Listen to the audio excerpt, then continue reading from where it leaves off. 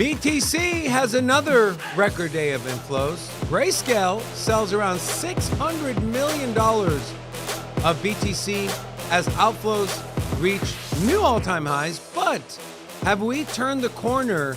Is Bitcoin ready to take all-time highs over the weekend? We're going to discuss that.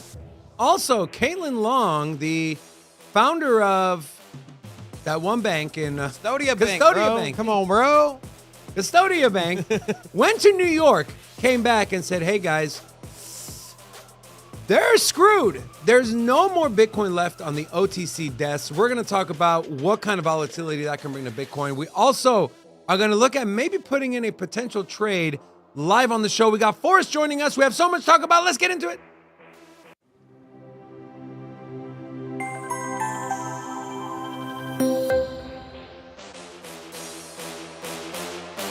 Hola! It's your boy, Big Rob, back in the house. Welcome to Sin City Crypto. If it's your first time checking us out, we're the entertainment-focused cryptocurrency channel. We take old, boring, stale information, repackage that thing up in a fun, sexy way. Then, Bitcoin weekend is, what do you think? The Bitcoin weekend. We started the week off. Started the week off by saying it was going to be the biggest week Bitcoin has ever had. That was our Monday show. It was our Monday show. And are you pulling up the thumbnail? I'm pulling up the Bitcoin monthly chart. Look at this monthly candle, right? The largest monthly candle I believe we've ever had, right? I mean, this was just massive. If I go over to CoinGlass and we take a Bitcoin returns, we take a look at how Q1 has gone, and how the month has gone. So Bitcoin returns.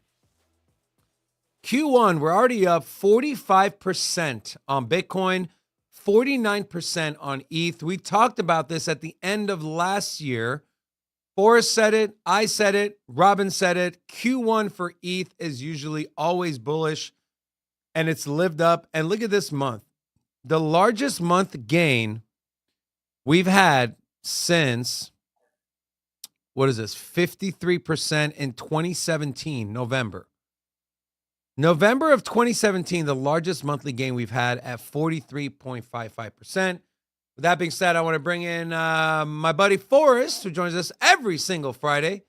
Forrest, massive, massive month for BTC. Without charts, from a strictly narrative sentiment, what you're seeing with the ETF, what you're seeing with adoption, Vanguard CEOs leaving, I don't know if that matters. Do you think March could potentially beat out February for a 50-plus month-over-month gain? What are your thoughts? It's certainly possible. We're at a point where the acceleration thesis seems to be playing out. I do think you got to be wary of volatility. You probably shouldn't be using a lot of leverage right now. You're going to get, like we had, I think it was yesterday or the day before, that nasty like 8% candle in, a 15-minute span for Bitcoin, where there was just, like a nasty headline about Binance executives getting arrested in Nigeria, and that just wiped out all the open interest and reset the funding rates and liquidated a lot of people. So I think you don't want to be greedy here. I think, at this point, if you've been viewing this channel for a while, you've been long, and you've been accumulating crypto for well over probably a year now. So at this point, like the easiest thing to do is just sit back and relax and not worry about anything. Let it ride. Great advice there, Forrest. But we do like to do big leverage trades. Talking about this before the camera, we did a 75x Solana leverage trade. Yeah, what's funny is later you hear Forrest like, that's a lot of leverage, bro. Yeah. He's like, that's a lot. I was like, I know, I went full degen, bro. Rob, same question to you, man. February, 43.5%. Largest we've seen since for what was that? 7 years. It's been 7 years since we saw a month. I don't think we're gonna get that big of a candle. Okay. What do you mean? Why are y'all being bears right now? No. Okay. Where's the hopium? Just where's the hopium? Down 75. All right. So look, 75. So speed limit in Vegas is 65. Okay. First of all, now, I like that. No, 43%. That's okay. Let's be real. Let's just for Robin, we're in crypto. slow There's down, no slow such down. thing as realistic. Slow down. For Pepe just gained up. Stop, bro. Let me talk. So 43%, not far off of 50%, right? So just from let's just generate numbers kind of way really quickly. Let's just say 50% gains if it's going to be larger than last month. So you're going to go up 50%. The price of Bitcoin right now, 62,000. And so if Bitcoin's sitting at 62,000, 50%, I mean, you're at $100,000 Bitcoin. Yeah. So you think that Bitcoin's going to get to 100,000 next month? We talk about, okay, how many times have we talked about it on the show? It's a realistic. Can it get to 100K before the halving? And you're like, I'm yeah. just saying that you think, but in the next 30 days, it'll get to 100 grand? Maybe. I mean, it wouldn't be out of the realm of possibility. I'm not saying that it can't happen. Bitcoin does move very in very parabolic fashions. There is a ton of new liquidity coming in. Yes. So it's possible. I would say maybe a 10% chance that it happens, in my personal opinion. But Robin, may I remind you, please, Merrill Lynch, Bank of America, Wells Fargo, now opening up the ETF to their clients. Vanguard CEO steps down, second largest asset manager in the world, $7 trillion. Their CEO is stepping down. Does everything to do with Bitcoin? Who knows? Maybe it does, maybe it doesn't. Either way, I find it hard to believe whichever the new CEO that comes in is going to look at, 7 billion in volume in one day, and we have gotten zero out of that. I think this is probably a place where we can make a lot of money. You have that. You also have the halving narrative going up. You have Bitcoin is hitting mainstream. It'll at least hit 69K in the month of March, unless something catastrophic happens. Maybe not even catastrophic. Can we see a pullback to 55, 56, 57K? Sure. But like Forrest mentioned, we've seen extreme volatility. I mean, we had almost a $10,000 candle, right? It went up to 64K, came back down to $59,000, $60,000. So we're in the beginning stages of a bull market, and we've seen the way prices go in crypto. We're talking about being rational. Crypto markets are not rational. Seeing a coin that has zero utility, that's got a picture of a frog, almost triple in 2 days is not rational. This is just the markets we're in. So I don't buy the whole rational theory. That's just my personal opinion. Now let's talk about Forrest. Any pushback on that or anything? No, makes sense. I mean, I think you gotta be like, look, meme coins are running, and historically they've been a pretty big local top signal. Like, I think staying open to both, like short, like, yeah, long term I'm bullish. But I think in the short term you do have to be careful. If you just, you're aping in, like I said, like the best thing to do is just not use extremely large amounts of leverage with large amounts of your portfolio. Like I always preach risk management. If you're sitting in spot positions or low leverage positions, yeah, you're probably going to get the chance to just ride everything higher. But you don't want that bad piece of news that we don't know about to come out of left field, and then you get a 10% pullback out of Bitcoin, which is normal for a bull market, just completely wiping you out. So yeah, I always preach risk management, but yeah, I agree. So it's are you not super rational right now? Are you disappointed in us that we did 75x leverage? I'm kind of getting that feel here. 75x is pretty suicidal in this market. The liquidation was 30 cents to the opposite way we were going to liquidate. But honestly, I've never traded leverage that high. I wanted to give it a shot. I was like, whatever. It was like $100. Oh, you had $100? It was $100. Okay. All good, man. Just try it out. It ran to 116. I cashed it out, and then it ran to 130. So anyways, no one went broke taking profits. I'm sure you guys watching have been in that position. You exit a trade, you make money, and then you keep watching it run. So just don't have any regrets, okay? No regrets. Before I move on, I do want to give a shout out to our channel sponsor, Cam's Blue Wire Technology. If you want to learn how they can help your business scale and grow and maximize your networking, IT, and your cybersecurity, there's one company we believe that you should call, and that is Cam's Blue Wire Tech.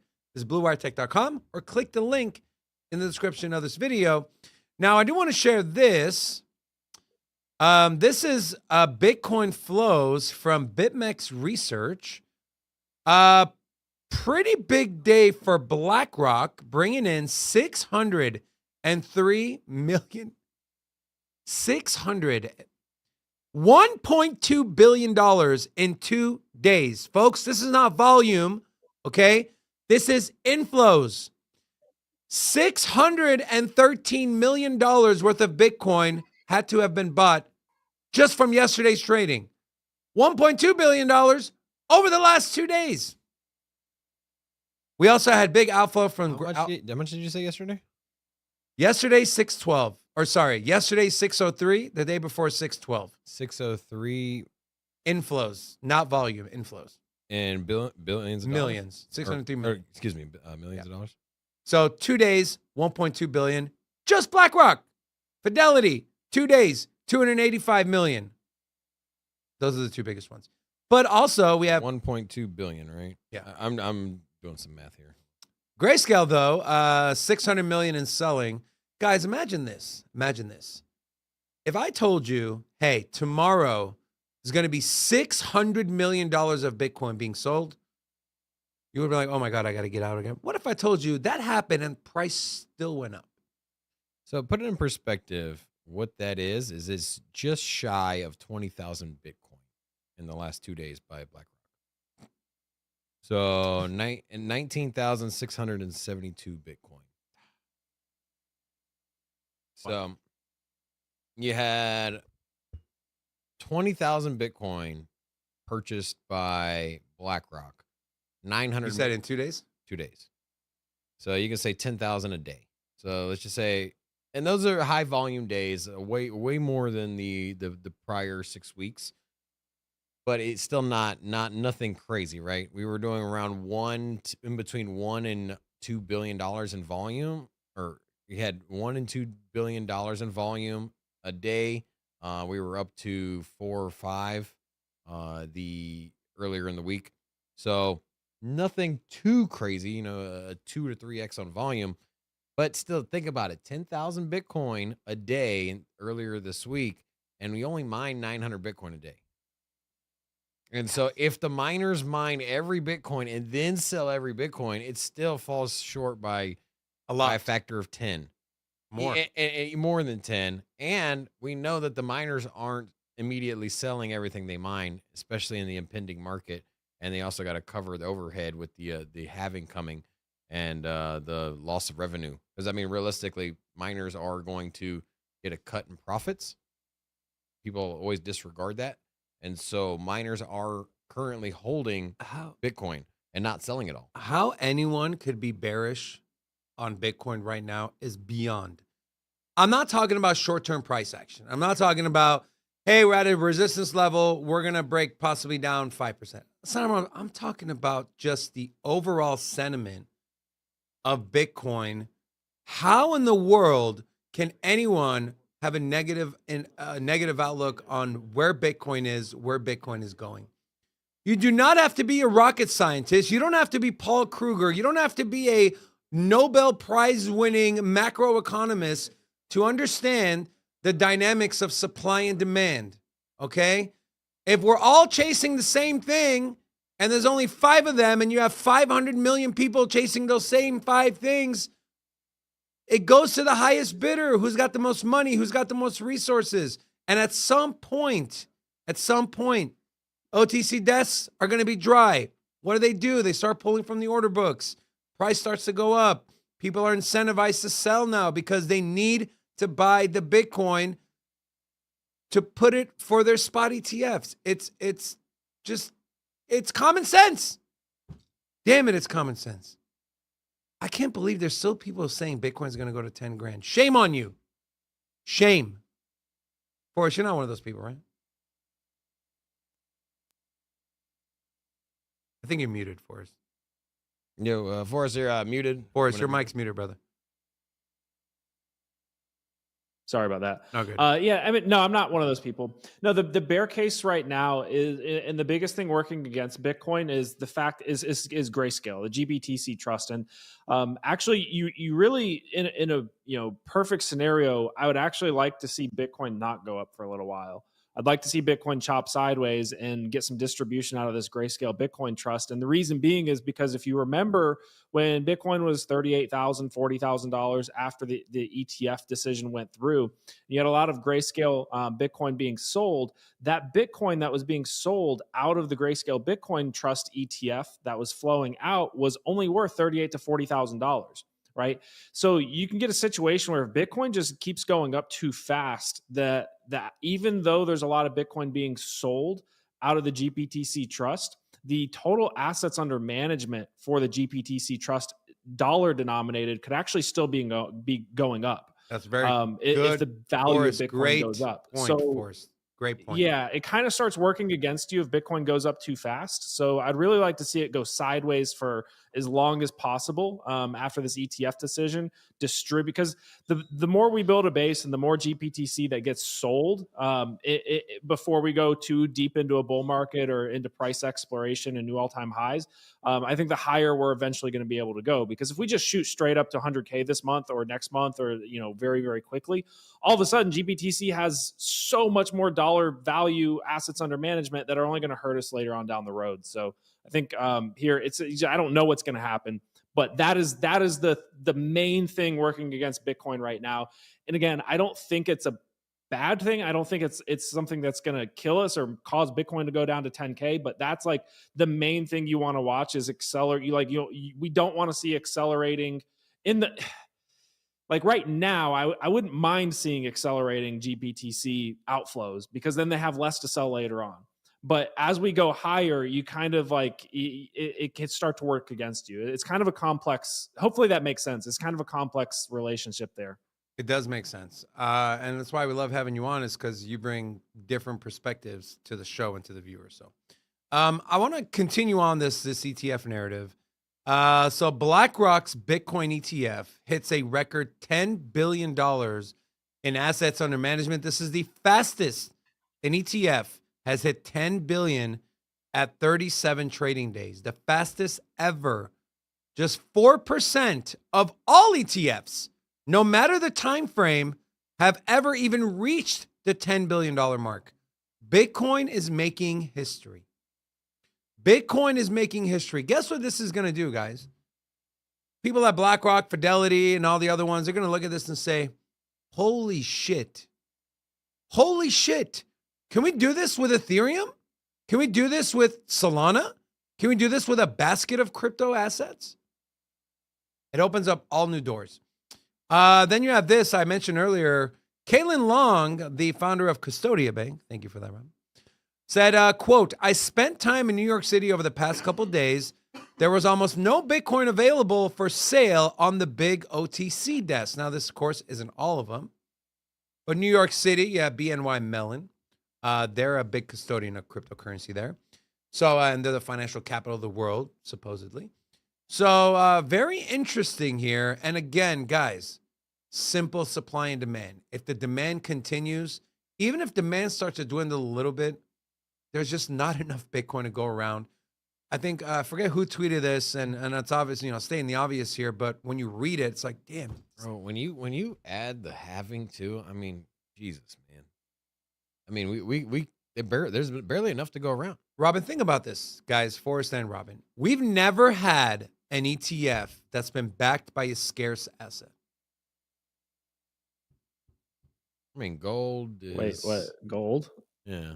We're talking about not being able to create more, right? You can go out. If the price of gold hits $3,000 an ounce, you're going to get people that go out. You're going to get these gold miners who are going to expand operations. Gold, they mine about 2%, but then there's also gold that gets lost, right? There's people that get buried in gold. There's also the gold that's in technology. But there's still a lot of gold in the earth. Yeah, but there's a lot of gold in the earth. You're also losing gold. You're also losing gold. Correct. It inflates slowly. But my point is, it's not a hard cap asset, right? There's speculation as far as how much potential gold could there be on Earth. No one knows because no one's been down there, right? What is going on? What? How much gold is on Earth? No, seriously, gold in the earth. That's how they mine the gold. Okay, Robin, we'll have a conversation about this off air. I'll teach you. Anyways, so it's the first time that we have an asset that is an ETF is backed by that is truly scarce, that truly has a hard cap, a limit. Even gold, again, price starts going up. These miners deploy more equipment. They go and they mine more gold, or they hire more people to do more gold. It's supply and demand, right? And then we have this. Speaking of gold, Fidelity executive details how Bitcoin will capture a quarter of gold's market. And gold's market is currently around $13 trillion. So a fourth of that would put it north of $3 trillion. What are your thoughts on that, Forrest? $3 trillion market cap for just Bitcoin. Do you think we're going to get that this cycle? I think we can all agree eventually we'll get there. Is it going to happen this cycle? Yeah, it really just depends on how much adoption we get from the institutional side. But yeah, I think it's completely reasonable. I mean, it's impossible to sit here and know exactly what inflows we're going to get and what kind of profit taking we're going to see from whales. It's impossible to predict the cycle top with a high degree of accuracy. But I'd say that's a reasonable scenario. I'd say that's totally plausible. That'd be like 180K Bitcoin, or maybe a little under 100, maybe 150K. Yeah, somewhere around there. I think personally, again, we don't know how much demand is going to come in. With like you see, like Jeff Bezos might be buying billions in Bitcoin. Well, that starts, you start having billionaires hopping on the bandwagon like that. That could, send it considerably higher. I think you're going to have whales that have accumulated below 25K, turn around and dump at those high levels and take profits to some degree if they're up 6, 7, 8x and we're deep into the cycle. So my guess is a top would likely come somewhere between 100K and 200K this market cycle. I think a lot of people have targets higher than that. Some people may have targets lower than that, but anywhere between 100K and 200K would be like a reasonable place for Bitcoin for me personally to go. If we start getting into the high 100K, like if we start to get to 180, 190, 200K, you're going to see me personally like wanting to get out of the market a bit and let things cool down. You think Bezos is buying Bitcoin? I'm just Wasn't he like on a boat with Michael Saylor? And he was last weekend he spent time with Michael Saylor, and he also sold $8 billion worth of his Amazon stock last week as well. So if you had $8 billion in cash, would you put 10% in Bitcoin? Yes. Yeah. So I'd say he's probably buying Bitcoin. I do. I think there was pretty rational. Also last week there was a mysterious whale wallet. A new whale came in and bought $1.3 billion worth of Bitcoin. There's also someone who's buying like 100 Probably Bitcoin him. every hour or some crazy stuff like that. Oh, the 100. Yeah. I mean, if you got $8 billion, like I'm probably buying Bitcoin, I'm buying gold, I'm diversifying, I'm buying real estate, Pepe. Probably not buying Pepe if I've got $8 billion. Fair enough. I want to give a shout out to Printed. It said, what David meant to say, it's the first ETF with a finite amount. That is what I meant to say. That is why, community, we love you guys. That's why you stay active in the chat, Okay, let's talk about, we talk about Merrill Lynch, Bank of America, Wells Fargo, Vanguard. They originally said no. A few of those have come around. You have Edward Jones that is not only denying their customers access to Bitcoin ETFs, but also MicroStrategy stock. Interesting, right? MicroStrategy, a publicly traded company, just happens to hold Bitcoin on the balance sheet. You can't even invest in that if you have a account at Edward Jones. There was a lot of newspapers that decided they didn't want to do anything with the internet when it came to putting out their content. They said no. The internet, people are going to want their newspapers. They're going to want it delivered to their door. Those customers are never going to leave. And, well, how y'all doing? And so if you don't embrace new markets, new technology, it's you're gonna get left behind, right? Keep your cassette tape. Remember Blockbuster?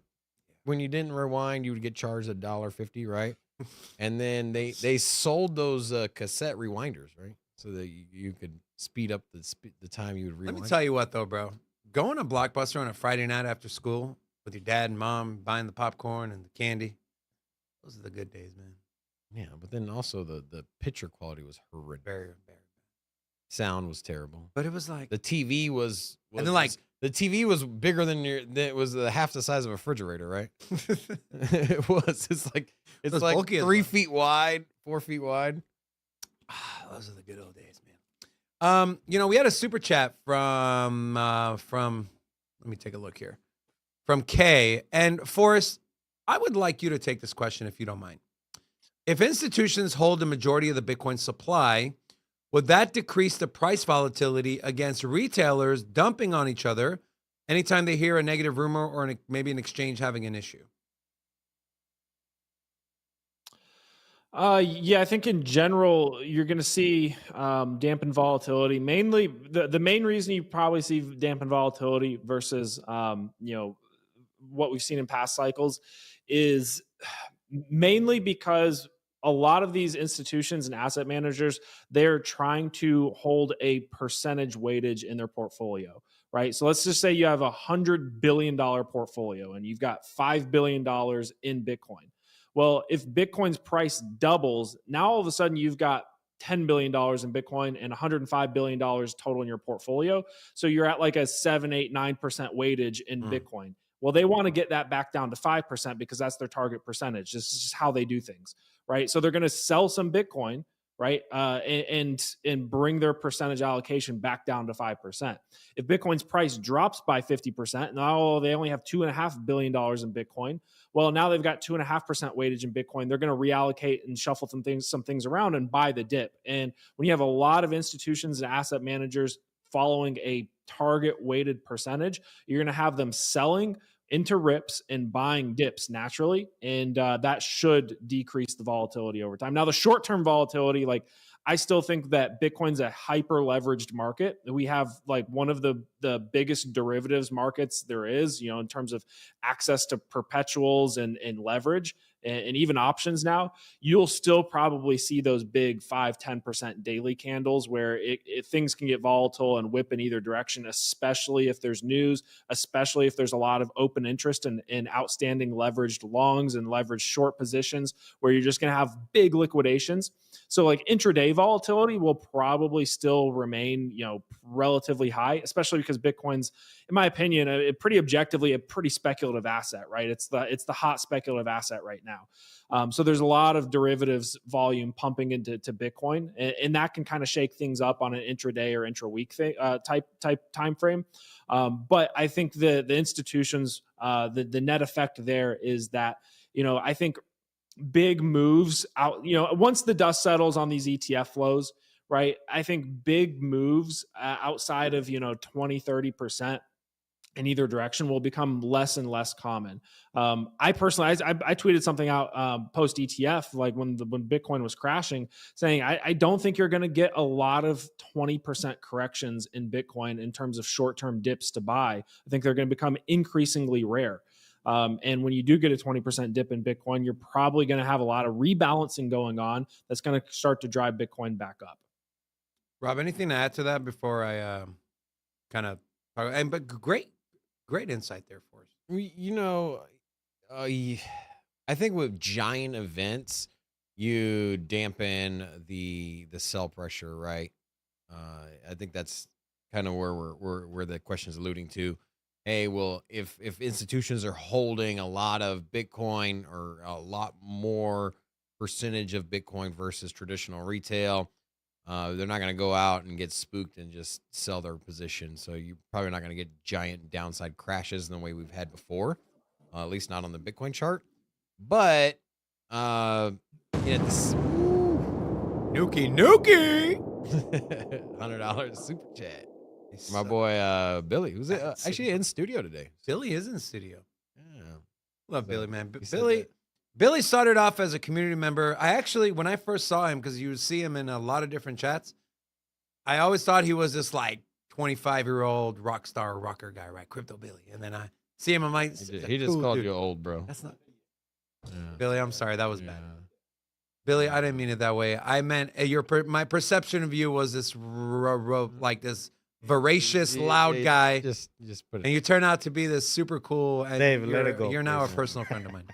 Rocco, Rocco, I still don't like you. When I first heard David on the telephone, I thought he was frail and weak, but Anyways, thought he was a strong everyone man. shut up. Billy knows what I meant. Damn it, Billy, we love you, brother. Thank you. So, but here's the thing. So you have volatility probably dampened by traditional companies that aren't gonna just get spooked in the market, but at the same time, less circulating Bitcoin. And so it's something to keep in mind, less Bitcoin on the market. And so, the order books might not be quite as deep.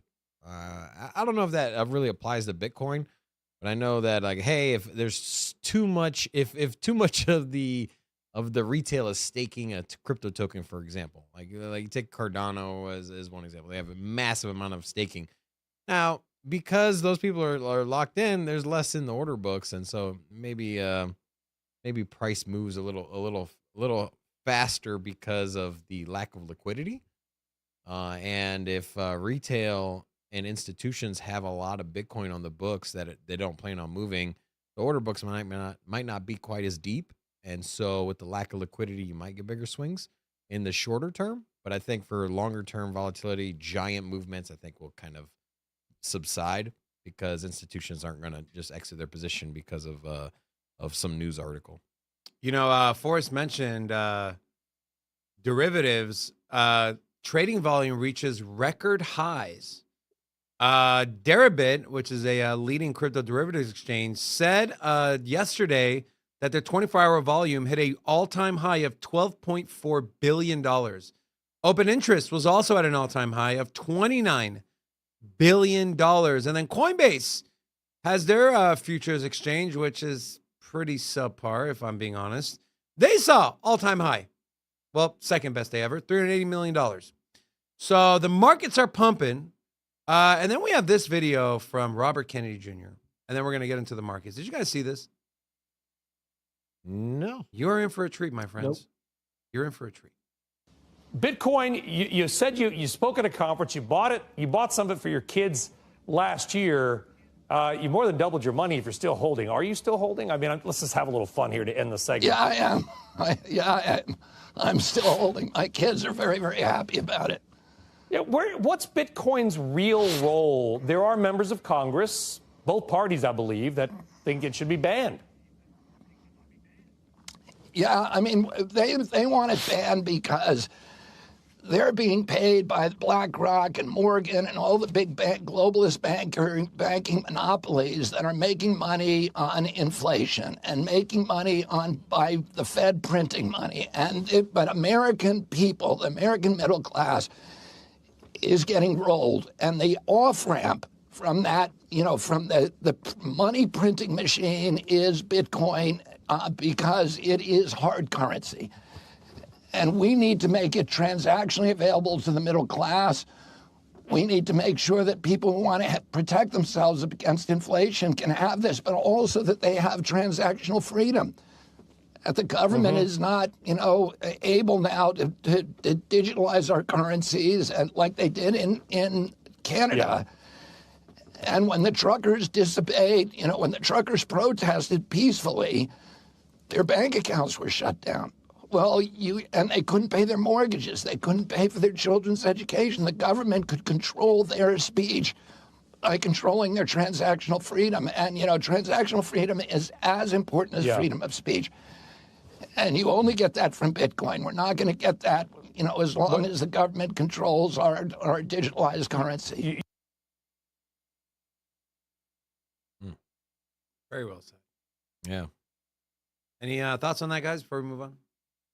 It's a reminder that Some people just get it. There's always a saying that there's the common saying money equals power, but one I think I relate more to it. I think money equals freedom, right?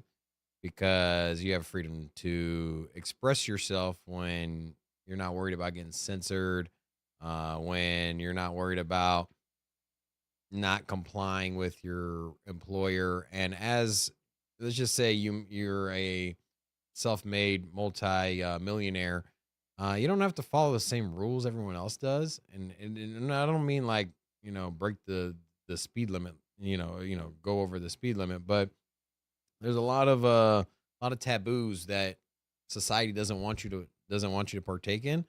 And a lot of those come down when you have financial freedom. And so, you might go out and protest and then lose your job. You might go out and protest and lose your bank account. You might protest and you can replace protests with whatever. It doesn't have to be picketing. But if you go against society, you go against the government, there a lot of times is consequences if you're reliant on their handouts. And if you have your own money and you have your own bank and you have your own financial freedom, there's less attack vectors from society and government. So the big one is going to be government. Forrest, any thoughts before we jump into the markets here?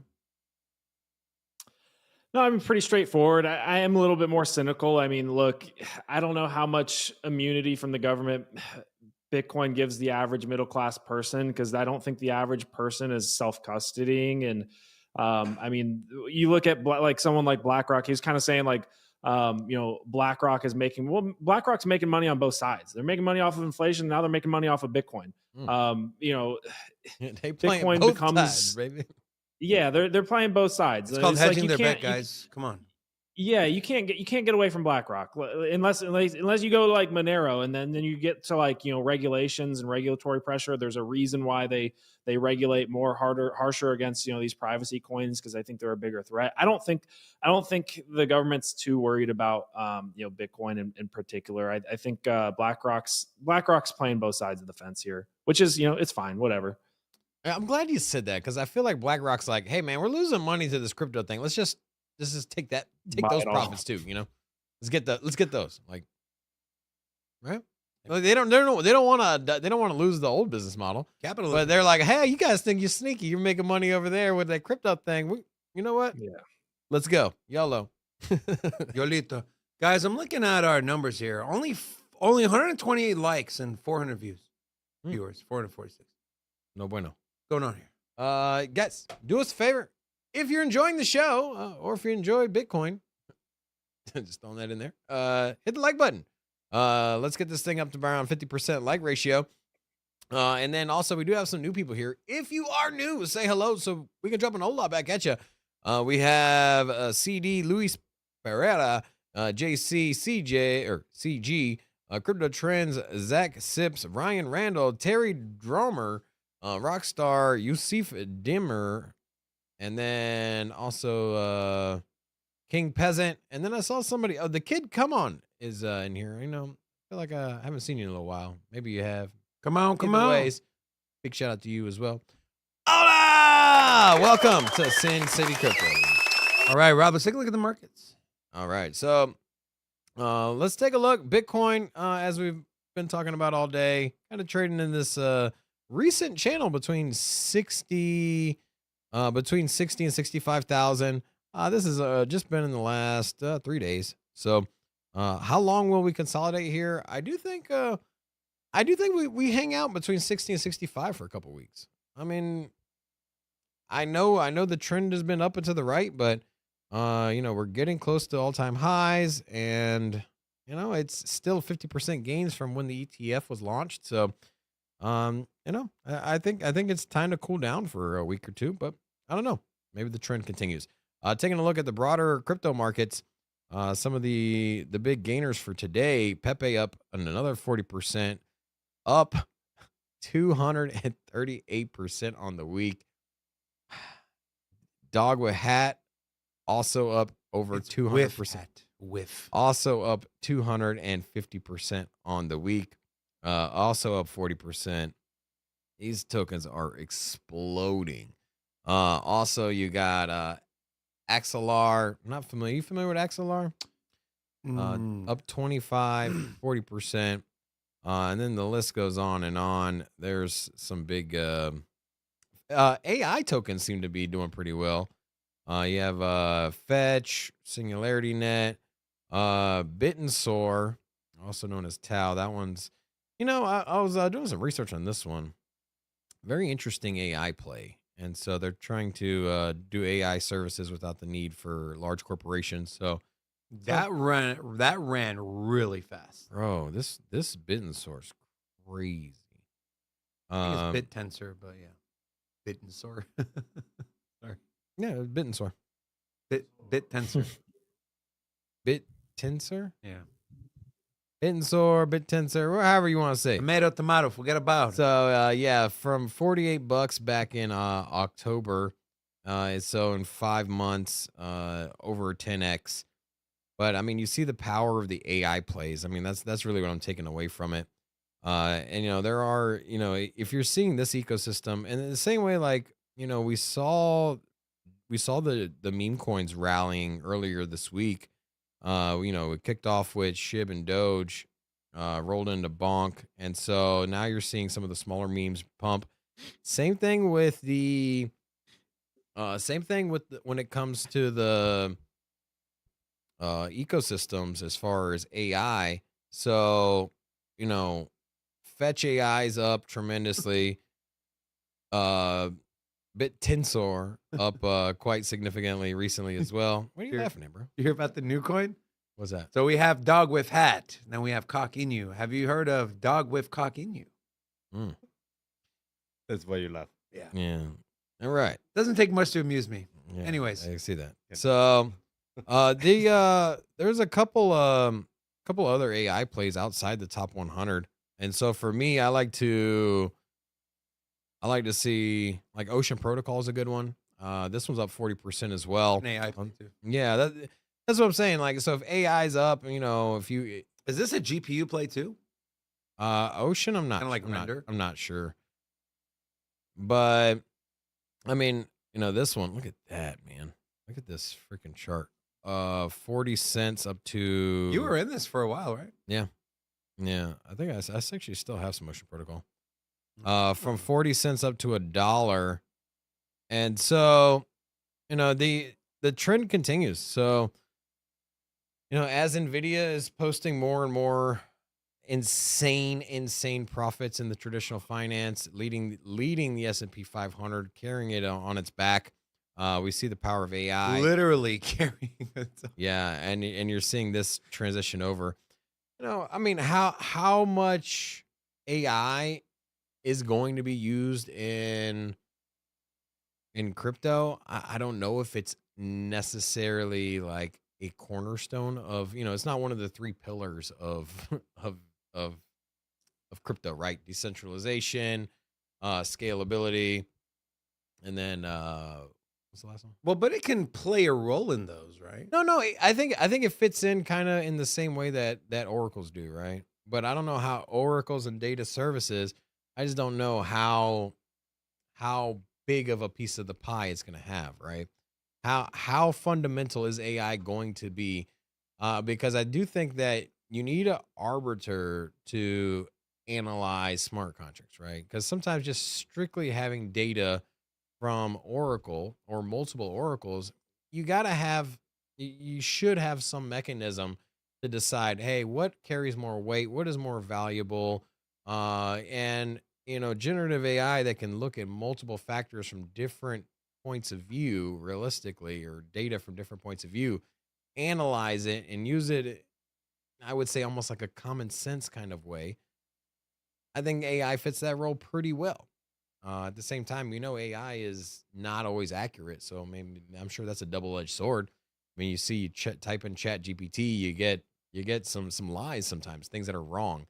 And so if we leverage too much AI, especially new and at this stage and point in time where it's so new, could there be unforeseen consequences? I'm sure there will be. Just don't ask it for pictures of 14th century Vikings.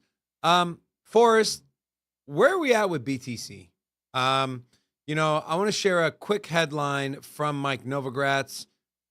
He sees Bitcoin dropping to 55K. What are you seeing on the chart? What is the most likely scenario, would you say, based off of what the charts and the candles are saying? I mean, 55K is totally possible. I mean, that's not that big of a correction. Anytime you're in a bullish, market that's ripped up a while, a little 10% correction is fine. But what I'd like to see is what we saw last bear market cycle, where we rammed up into the previous all-time high and just we hung out and consolidated. I think this type of consolidation before breaking an all-time high would be really, really healthy for obvious reasons, just in terms of building support, but also for reasons I stated earlier, where, if we spent, 24 days or, 3 weeks, and it'd be ideally in this, loading up in this range, so, 63 to 69,000, $70,000. Maybe it's below this, below 64, whatever. I'd like to see us hang out in this range below the all-time high for, I don't want to say as long as possible, but for the next couple of weeks. Because then that you start to build support. You look at the chart, we actually don't, like, our last big region of support is this local low all the way down at $38,000 after we put in a bottom after the ETF. Well, this is projecting support. So, I'll use it's projecting future resistance and future support. So, looking at our margin pressure levels here, we have lots of resistance at 77K. We have, what is support at around 57, 58. So I could definitely see us coming back down to 57, 58 to find some support and let those 3X long buyers come in.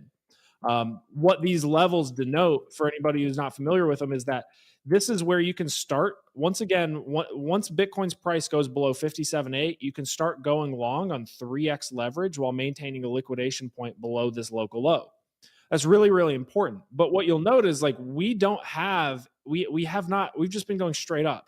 So the last level of support was very brief here on the 3-day chart, and it was around 50.5K. Right. And what happens is if you go up too high, too fast without some consolidation, and I'll go to last bear market or last bull market cycle as an example, looking at our margin pressure levels, right? We had this last little bit of consolidation and then it was just straight up. And that correction on the way back down, like you see, we interacted with the margin pressure level. We actually overshot it and things got really volatile. And we got a big correction from 42 to 28 just because we had no support on the way up there. It just ripped. And that final correction becomes more volatile and more difficult to trade and wipes a lot of people out of the market. So that's what I'd like to see.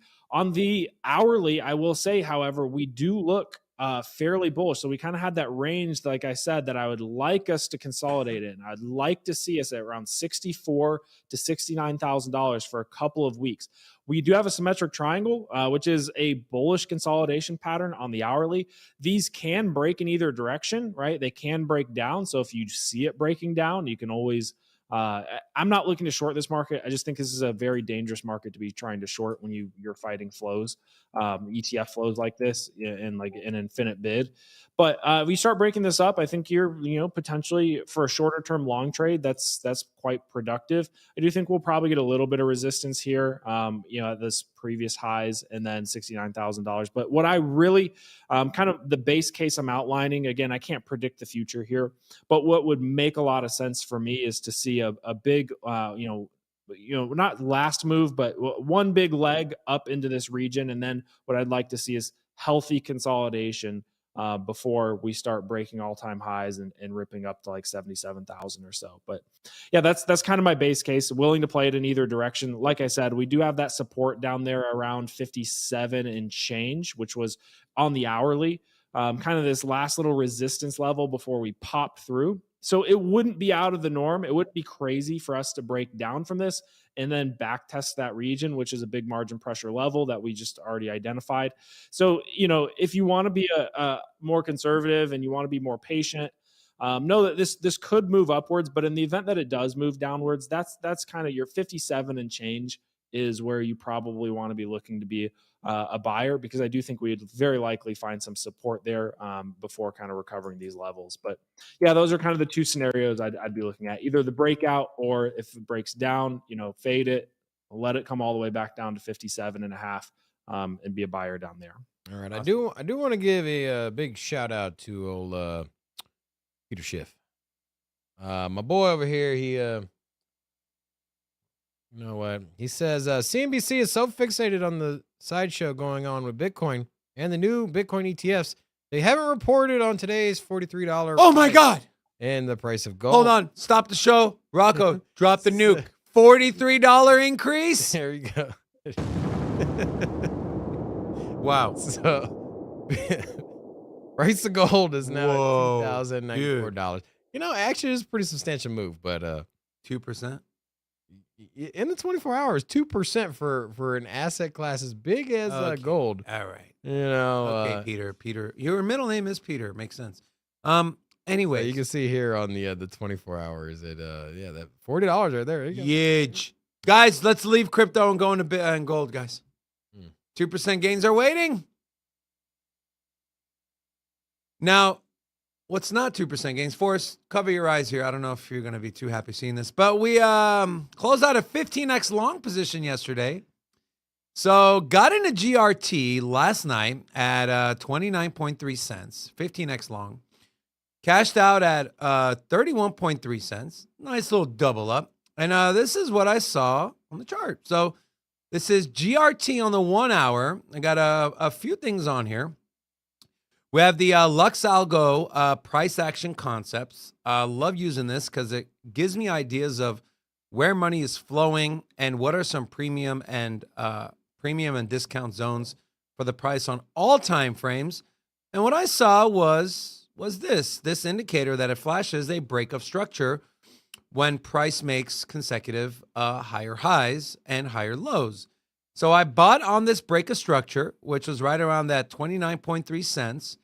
And then once we hit this premium zone is where I sold. As you can see here, right? Again, open and exit.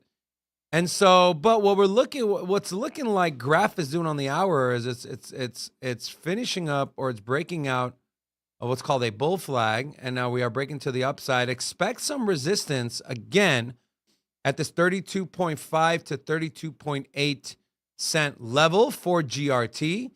But this is a project that not only I'm looking to make money on trading, but I'm also looking to hold longer term. This is like the Google of Web3, querying data and information. It's an AI play. It's an infrastructure play. Great play here. And I'm going to go over to here. Let's take a look at GRT and let's take a look at their tokenomics real quick. So it's ranked number 42. It's got great tokenomics, right? 87.3% is already circulating. So you have a total supply of 10.78 billion with 9.42 currently circulating. It did have an all-time high market cap of 6.54. So we're about a 2x away, a little more than a 2x away from last all-time highs.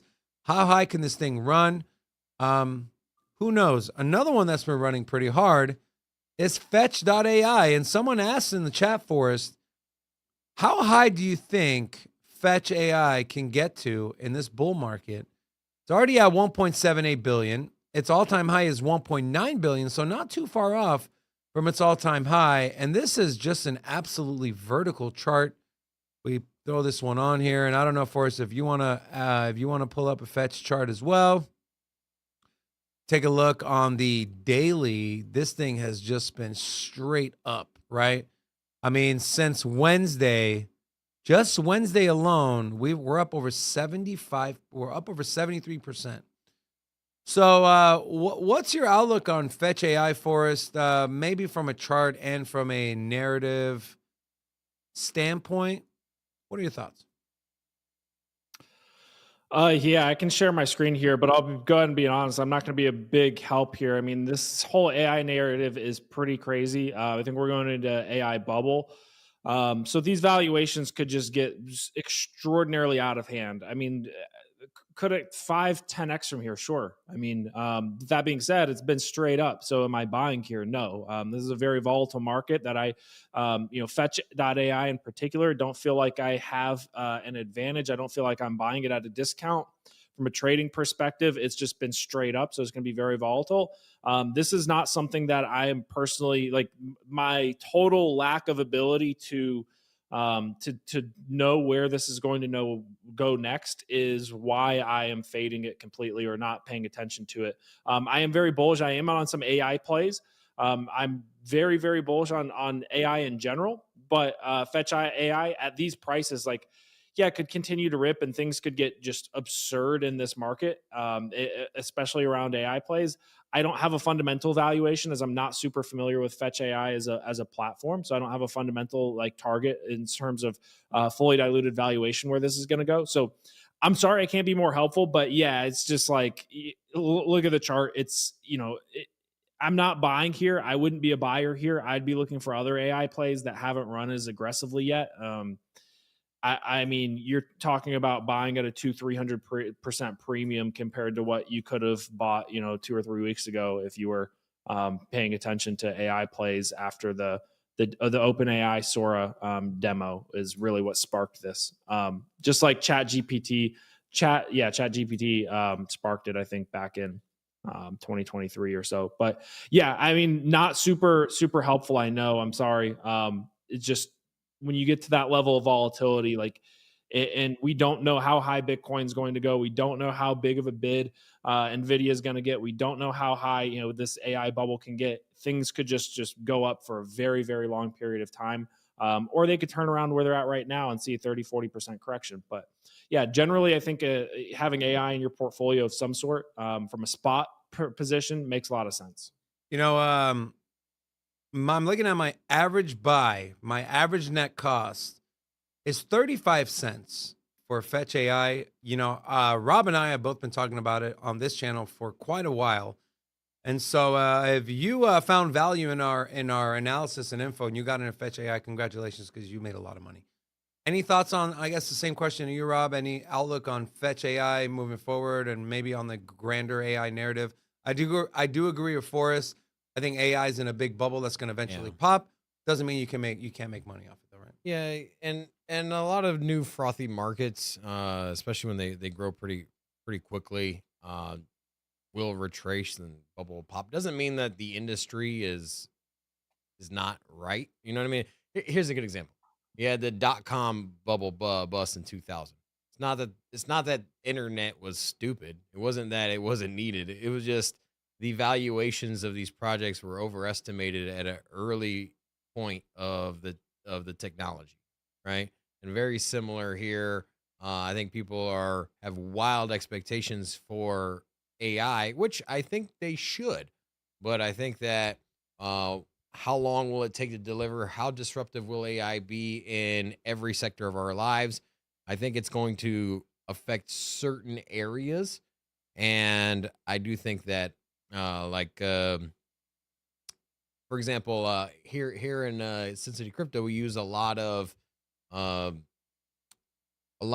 art, I guess, like background art in creating graphics. And so you would have these different companies that you could just buy, you'd buy a subscription to, and then you have a catalog of different art and visuals that you can use. There's no need for that now. You just go to AI, generate whatever you want. Want a guy riding a bicycle for a part of a video that you're video editing, you just type in guy riding a bicycle now. Same thing, like, hey, I want a bunch of balloons, or I want a dog with hat. You can just have that created in AI in real time. So certain industries will be affected by it, but I don't know. I don't know how big it's going to be disruptive, or I don't know how disruptive it's going to be in the very short term. And for that reason, I think it is quite inflated. It's very disruptive. I just don't know how important AI is. To go back, I know I was saying that, I just don't know how big of a piece of the puzzle AI is in crypto. Like, I feel like blockchain and the consensus kind of operates it operated without AI before, right? And is it necessary to make it run more efficient? I don't know. I mean, it could definitely help it run more efficient, right? I mean, you would think so, but I mean, is it going to be something that's that important? Like, I don't know. I mean, the market says it is. Yeah, and the market also thought metaverse was extremely important to crypto. People made money on it. And I'm not saying they didn't, but people also lost a lot of money in metaverse too. So for those of you that bought a $200,000 plot of land in Decentraland, good job selling that one, or have a good time trying to sell that. Why are you crapping on people, bro? I'm just saying that, like, I don't know, man. I just don't know how important. I feel like all these narratives keep popping up in crypto, and it's like they're just trying to force it, right? They're just saying, hey, like you have to have the metaverse is crypto. It's going to be here. Everyone's going to have VR headsets. It's just like, and I feel like it's a very comparable conversation when it comes to AI. Like, hey, like blockchain needs AI. Like it's going to change everything. Like, I don't know, man. Really, I don't know if that's this. I don't know if that's actually true, man. I don't know. I feel like Bitcoin and Ethereum and dApps and DEXs, they operated without AI, and I think that they'll operate fine with moving forward. I don't know. Maybe I'm kind of got that boomer mentality, but You are old.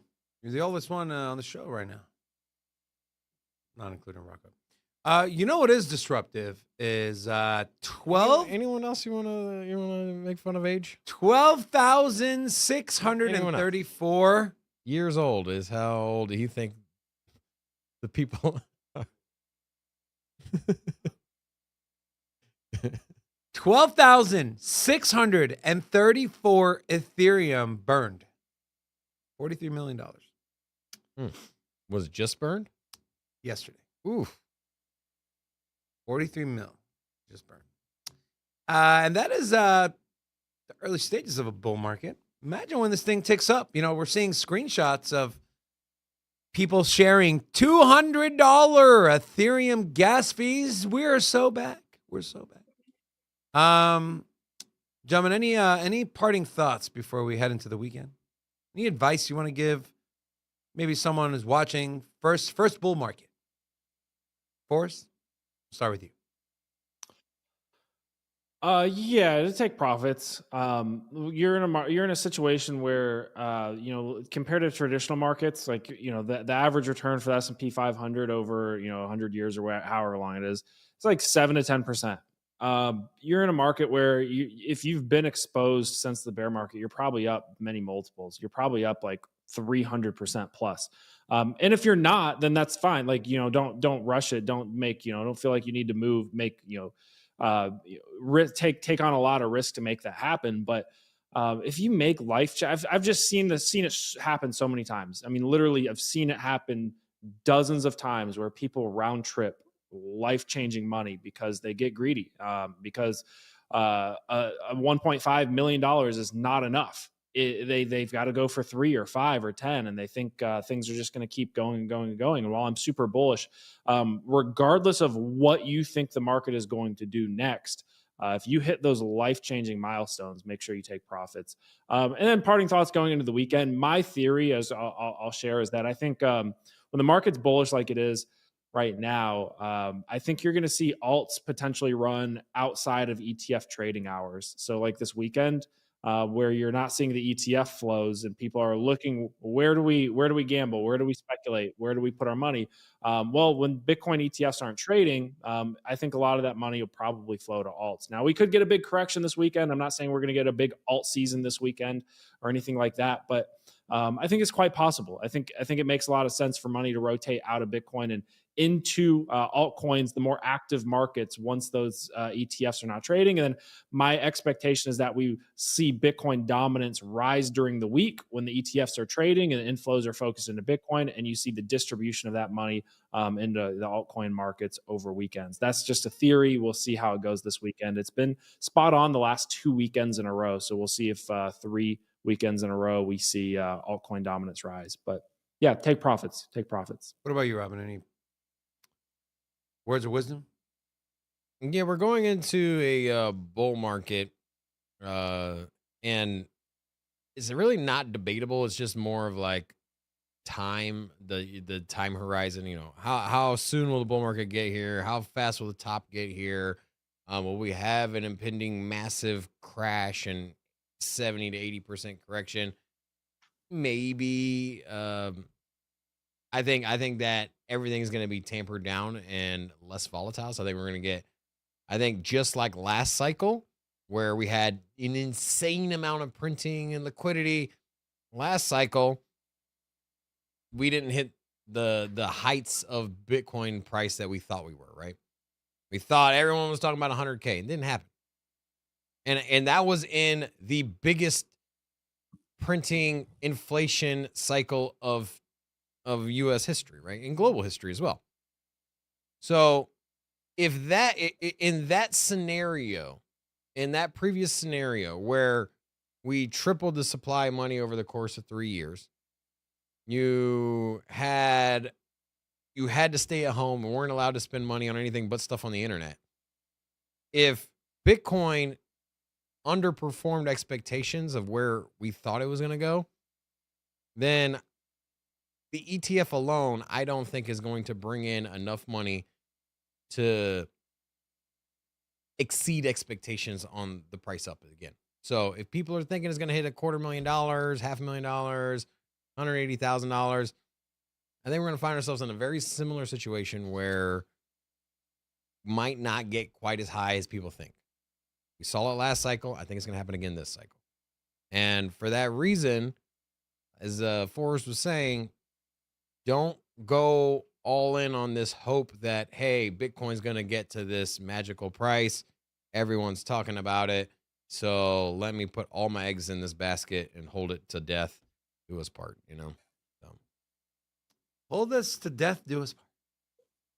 All I know is 75x leverage is the way to go. Guys, if you enjoyed Forrest and you want to watch him, he does live shows. Recommend you follow him on X at Sistine Research. Also, he's got a YouTube channel that he live streams as well. But the most value you're going to get out of Forrest is from his research hub. He's got indicators. He's got a research hub. He's got a Discord. The research hub is where I have personally found a lot of gems that I have made a lot of money on. People in this room right now have made a lot of money on. And so, oh no, is that a border collie or what is it called? This is Louis. Louis. I know what kind of dog is Louis? He was saying hi. He's usually locked up during the live streams, but they got loose, so he's saying hi. Louis 13 or just regular Louis? Just Louis, yeah. He's a border collie. Rocco is so sour. He's been spending the last 10 minutes trying to look at what he's been doing for the last 10 minutes. This is how sour this man is. For the last 10 minutes, he has been working on this. Rocco, I hope this has filled your Yeah, thank God I don't have a Photoshop of it. Yeah. God. It's not bad, man. It's pretty good. Anyways, what I was saying is the research hub, Forrest does a lot of research, puts a lot of time in. If you don't have the time to do it, you want to leverage other people's skill and knowledge, visit Sistine.ai, and Forrest was kind enough to offer a 25% discount to our community. So anyone who uses All-Out25, you'll get 25% off. And then just a quick shout out to some of the new people real quick. We had Sandy J, Eric JT, Mickelson, Seeker, Crypto Soul, Fast Cars, Goncalo, It's Your 97420, Alex Wells, Twill Line, and Big Rad. To all of you, hola! Welcome to Sin City Coach. With that being said, guys, follow us on Twitter. We're doing our Rate My Portfolio again. We're going to do, what's his name, Eric? You mentioned earlier. Yeah, we already got one picked out, but submit them because we're going to pick one for the following week. We're excited about that. You guys have a great weekend. It was a great show today. Great week. Well, we see new all-time highs when we come back Monday. And shout out to BlueWireTech.com as well. Blue Wire Tech. Second roll on it. That's right. Shout out. Blue Wire Tech. Visit their website. Want to learn how they can help your business. And with that being said, crybaby old Rocco. We love you guys. Big shout out again to Forrest for joining us. Come back on Monday. Have a lovely weekend. Thank you guys. We'll see you next time. Sin City, crypto. Everybody know what we here for. Entertainment and info. Gonna show you how to get that big dough. So every day stay tapped in. For big facts, no capping. With Bitcoin, if you're in, then you win. We divide the pie with no fraction. It's Big Rob, David. I spit the game, but they gave it. Named according to your favorite. I got dry powder, why save it? To the OGs, new beginners. Special shout out to the well members. Buy a dip, sell winners. Ain't really nothing you can tell sinners. Tune in for the latest new flavors. They gonna teach us mean coins. They polarizing like barbecue chicken pizzas. I laugh with a major grin. Laggers, we trade them in. Baddies, they came to sin. And sinners gon' play to win. Screaming hola till my bags are flowing over. Hold ya to the moon and to the solar. Won't I? Don't be letting FOMO control ya. It's over when the finger turn